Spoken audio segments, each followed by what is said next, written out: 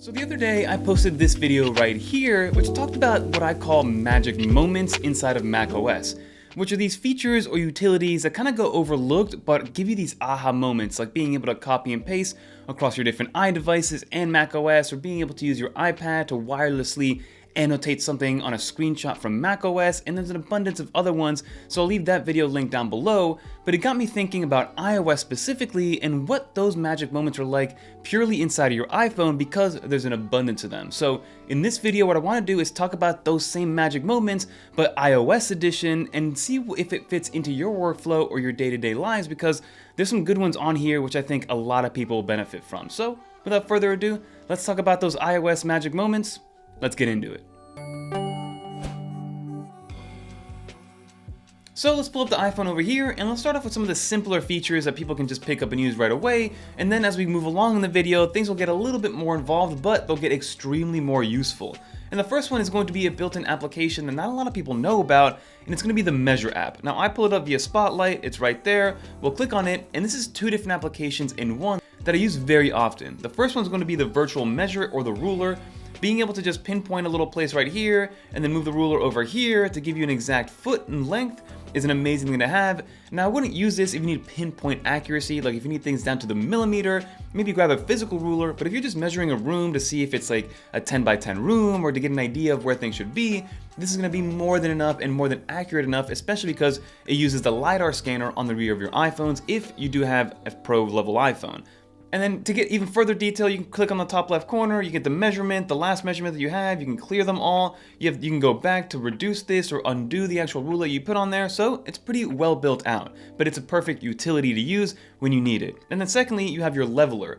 I use this leveler all the time when it comes to maybe hanging photos, when it comes to leveling my camera, when it comes to leveling my desk, because it's very accurate. And what I like about this is that it records the accuracy on all three axes, meaning it's going to be on the X, Y, as well as the Z axis, and you can change your base or your control in terms of where you want your 0 degree to be. So for instance, by default, it'll be on the normal 0 degree level, but if you have a diagonal and you want that to be your 0, you can just double tap, and then that's going to be your new 0 mark. So being able to have a built-in measure as well as a built-in leveler is an amazing thing to have.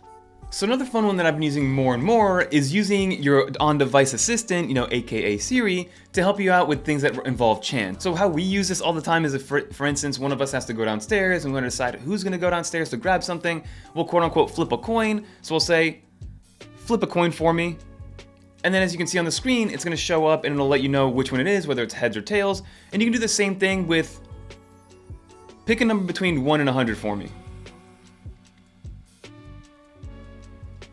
And there you go, it pulls up that number 13, which is kind of unlucky, honestly, for this one. But having this, instead of having to have a physical coin or being able to memorize a number or something like that, is a great way if you're doing something that involves a little bit of chance and you want to decide who's going to be doing some sort of chore. This next one is for those people that have children and they want to give their phone to their child, but they don't want them to go anywhere else on the screen or on the phone. Or maybe it's for those people that hand over their iPhone, but they don't want anybody to leave a certain application because you're showing them something specifically. And this is going to be guided access. Now, to access this, of course, you're going to have to go into your settings. Then the easiest way to look for it is going to in the search bar, type in guided access, tap on there, it's in your accessibility settings, and just make sure that it's turned on. And then once you're done with that, open up a certain application. For instance, if I want to open up, let's say the YouTube application, all you have to do is triple click on your lock button. So 1, 2, 3. And then you're going to get this menu. This 3 menus, we're going to touch on some of them a little bit later, but you're going to want to focus on the guided access version. It's going to kind of pull up this menu right here. You're going to press start. You're going to put in passcode. And now no matter what the person does, the only application they're going to be able to access is the live one on the actual iPhone itself.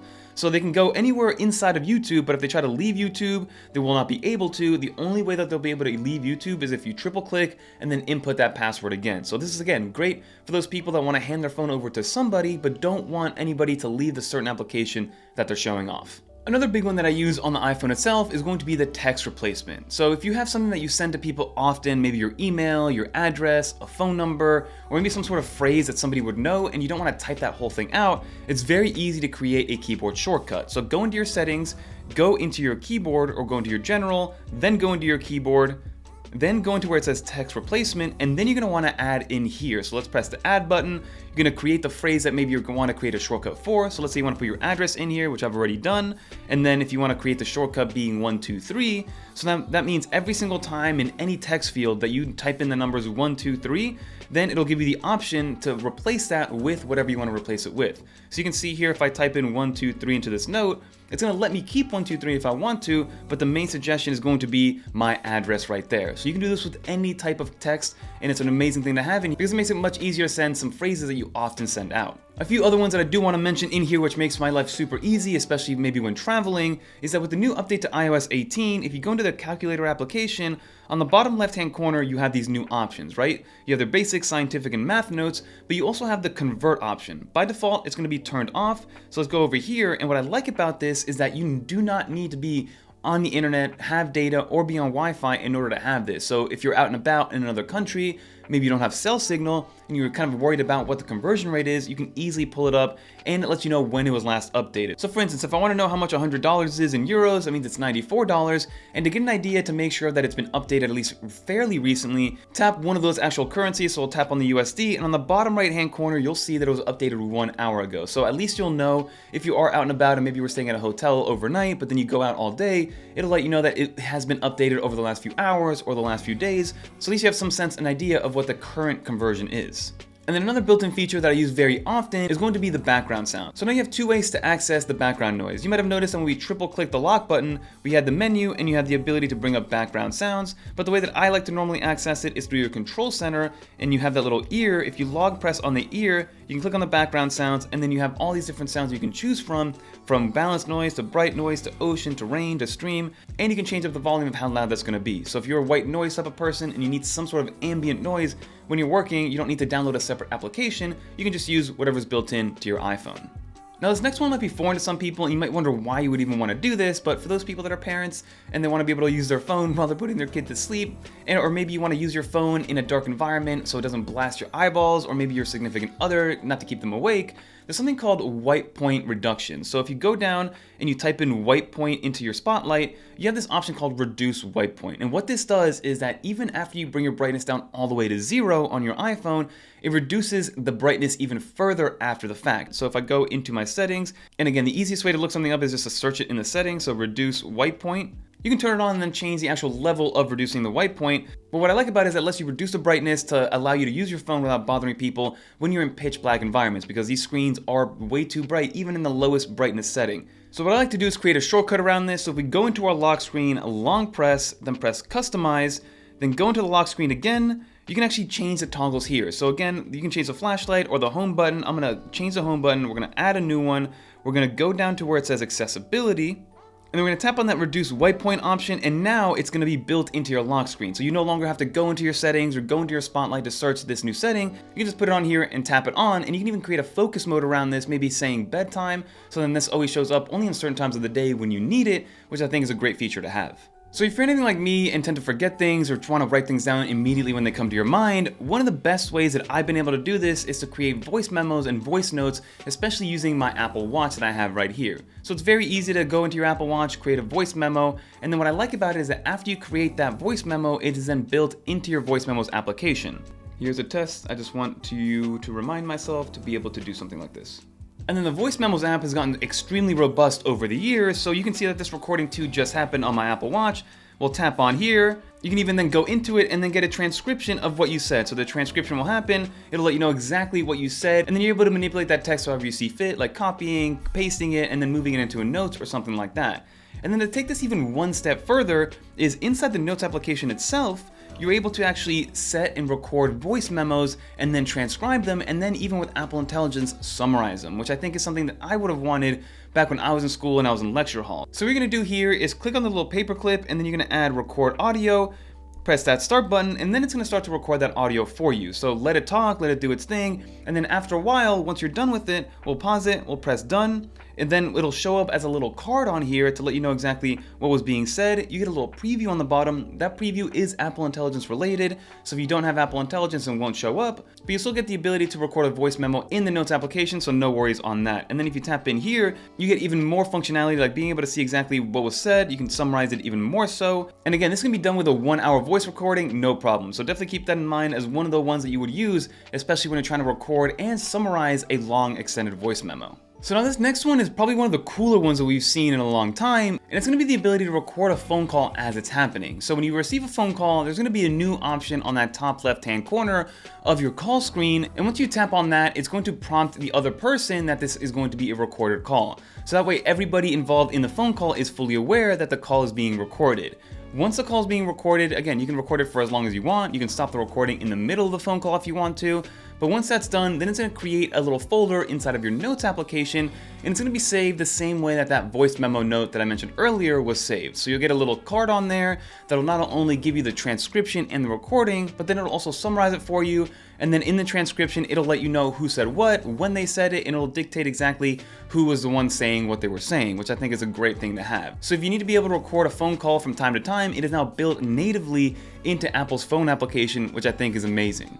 And then in that same light of communicating through iPhone applications, FaceTime got a great update with iOS 18 as well. So this is for those people that are kind of, tech support for their family, which is, again, I am that person for about 15 or 20 people in my family. Whenever something happens Apple related, they just call me, and no, they might not know this, but I just end up Googling what they're asking me. But at the end of the day, if you are able to help somebody out to maybe do something on their phone for them, not only can you have that person share their screen via FaceTime, but you can then, secondly, actually annotate their screen for them. So maybe you're trying to point something out for them, you're trying to write a note, you're trying to tell them where to tap, you can do that. And then finally, if that other person trusts you and if they are part of your family, you can actually control their device from your iPhone via FaceTime. So you're able to have this kind of mobile device management built directly in FaceTime, which again is something that could be very useful, especially during this holiday season when people are getting new iPhones and new iPads and new things that they, want to have help setting up. And now lastly, I want to bring up two other ones, which again are really small utilities that are just super helpful. So again, I know people might be hating on the Photos application, the revamp of it, how it's a little bit crazy. And again, it's a little hard to understand what's going on inside the Photos application. But one of the big things that happened with the Photos app is if you scroll down and go to where your media types and utilities are, the utilities part is where, that utility comes into play, and one that I use all the time is this new category called receipts. So basically, if you take a picture of a receipt or something that looks like a receipt, like these shipping information labels and things like that, Apple will automatically categorize these receipts for you in a receipt album that again is a utility, so it can't be deleted and it can't be removed and things like that. So being able to have your receipts at a glance, especially when you don't need to categorize them or put them in an album yourself and they're not going to get lost in your crazy camera roll, is something that I'm very thankful for because I do take pictures of receipts from time to time. And again, if you tap into that utilities tab, you can see that it's a lot more than just receipts. You have handwriting, illustrations, QR codes, recently shared, documents, imports, and then of course the map. So if you pull up the map, it'll let you know exactly where all your pictures were taken, when they were taken, and you can kind of go down memory lane a little bit. So let's say you want to go into Europe, you have a bunch of pictures in Europe that you've kind of seen over the years. I think that's a great little thing to do from time to time to see how you've been traveling over the world and how things have changed over time. And then last but not least, inside of the camera application, when you are recording something, if let's say you do press the record button, you now have the ability to not only take a picture, which we've been able to do, so if you tap on this button on the bottom right hand corner, you can actually take a picture of what you're recording, but secondly, you have the ability to now pause the recording, you can move around, and then maybe restart that recording by pressing the record button again, and then once you're done with that recording, you just press the actual stop, and then you'll have a brand new recording, but two different kind of camera angles, so now you're able to pause the recording natively inside the camera application, which is something that we have not been able to do before. But those are kind of those life-hacky iOS application and iOS features that are built in directly into iOS, and let me know in the comment down below if you've learned anything new. Let's finish up the video. So that will just about do it for this video, everybody. As you saw, there's an abundance of new iOS features that are continuously evolving. Some of these are a little bit older, and some of them are from iOS 18 and newer, and some of them even rely on things like Apple Intelligence. And that's the idea here. These features are here that are something that you don't really think about too often, but make your day-to-day lives a little bit easier, whether it is on a personal level or on the professional level. So let me know in the comment down below what you think of these features. Have you tried them out at all? Do you use any of these? Or are there some utilities or features inside of iOS that I personally didn't mention in this video that I should definitely try out? But that'll do it, everybody. If you made it to the end of this video, leave a little dolphin in the comments down below so I know you made it to the end of the video. And if you want to watch more videos like this one, and like I mentioned, those magic macOS moments, definitely click on one of these videos right here. And until next time, I'm Fernando, and I'm out of here, everybody. Peace. Shout out to everybody that left a positive comment on that macOS Magic Moments video, because I thought it did pretty well.